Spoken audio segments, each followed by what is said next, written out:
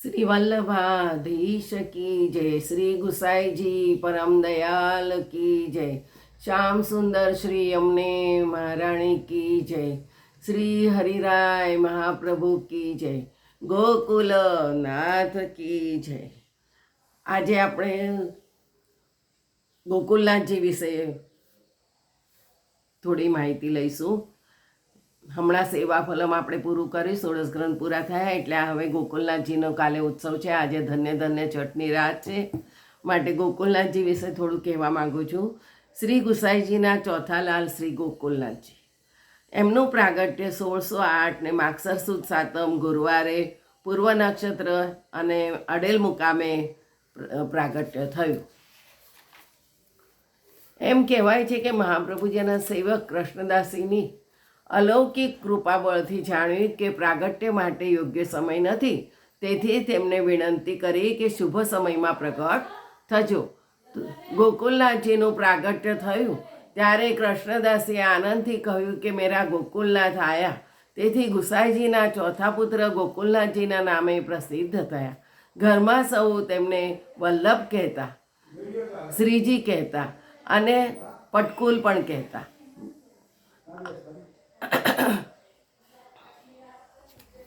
ગોકુલનાથજી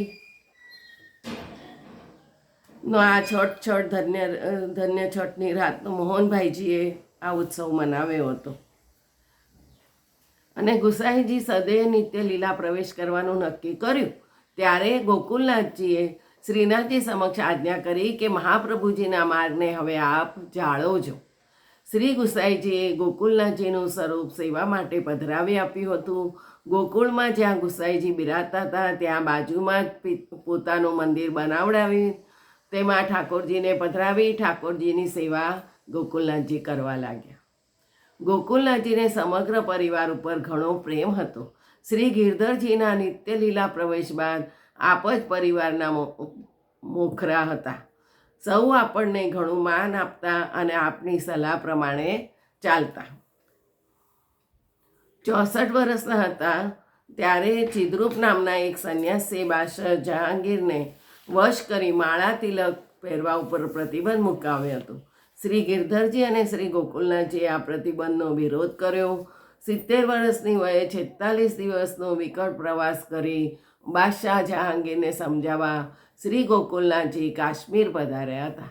અથાગ પ્રયત્નો કરી જહાંગીરને હુકમ પાછો ખેંચી લેવા સમજાવ્યો હતો. ગોકુળ છોડી 3 માસ સોરમ ગામે બિરાજ્યા. 6 વર્ષ સતત સંઘર્ષ કરીને માળા તિલકનું રક્ષણ કર્યું હતું. એક વખત ગુજરાત પણ પધાર્યા હતા. આપણને વૈષ્ણવ ઉપર અત્યંત પ્રેમ હતો. દરરોજ રાતે ભગવત વાર્તા કરતા, મીઠી વાણીમાં હાસ્ય પ્રસંગો કહીને સતત વચનામૃતો કરતા અને વૈષ્ણવોને લાભ આપતા. આપણા અનેક વચનામૃતો પ્રસિદ્ધ છે.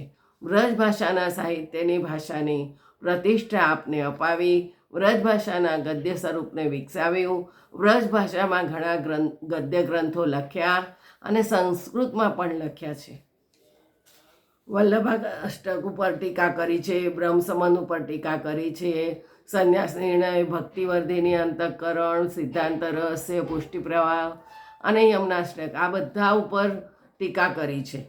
વ્રજ ભાષામાં એમનું ગદ્ય સાહિત્ય 84 વૈષ્ણવની વાર્તા, 252 વૈષ્ણવની વાર્તા, ભાવ સિંધુ, નીજ વાર્તા, અરુધરુ વાર્તા, બેઠક ચરિત્ર, ગોવર્ધનનાથજીની પ્રાગટ્ય વાર્તા, સેવા ભાવના, સ્વરૂપ ભાવના, નિકુંજ ભાવના અને ભાવ ભાવના, વચનામૃતો અને હાસ્ય પ્રસંગો, આટલા બધા એમના ગ્રંથ પ્રચલિત છે. તેમને 13 બેઠકો આજે પ્રસિદ્ધ છે. તે પૈકીને 8 વ્રજમાં છે, 2 ગુજરાતમાં છે, 3 ઉત્તર પ્રદેશ અને કાશ્મીરમાં છે. પહેલી ગોકુલમાં, બીજી વૃંદાવન, ત્રીજી રાધાકૃષ્ણ કુંડ, ચોથી ચંદ્ર સરોવર, 5મી જતીપુરા, 6ઠી કામવન, 7મી કરેલા, 8મી પરાસોલી, 9મી સોરમ, 10મી અડેલ, 11મી કાશ્મીર, 12મી ગોધરા અને અમદાવાદ અસારવા.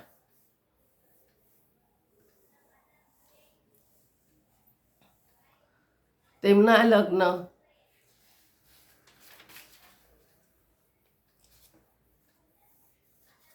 પાર્વતી વહુજી સાથે થયા હતા. તેમને 3 લાલ હતા અને 3 બેટીજી હતા.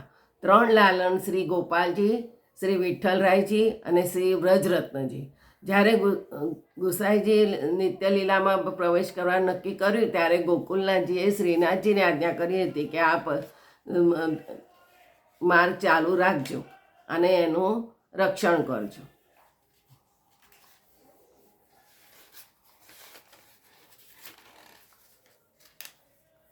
ગોકુલનાથજીએ માળા તિલકનું રક્ષણ કરવા બહુ મહેનત કરી અને આપણા પુષ્ટિ માર્ગની એમને સાચવણી રાખી. સંવત 1697 ને માવદ નોમના દિવસે 89 વર્ષની વયે નિત્ય લીલામાં પધાર્યા હતા. આપનો પ્રબળ વિરહ થવાથી તે જ સમયે આપના 78 વૈષ્ણવોના પણ પ્રાણ છૂટી ગયા હતા. 7 ભાઈઓમાં આપ સૌથી લાંબો સમય પૃથ્વી ઉપર બિરાજ્યા હતા. આપ શ્રી ગુણ ધર્મનું પ્રાગટ્ય છે. બીજો આવતીકાલે. જય શ્રી ગોખલેશ. કાલે પ્રાગટ્ય ઉત્સવ છે. સર્વે વૈષ્ણવોને મંગલ. બધાય. જય શ્રી ગોખલેશ.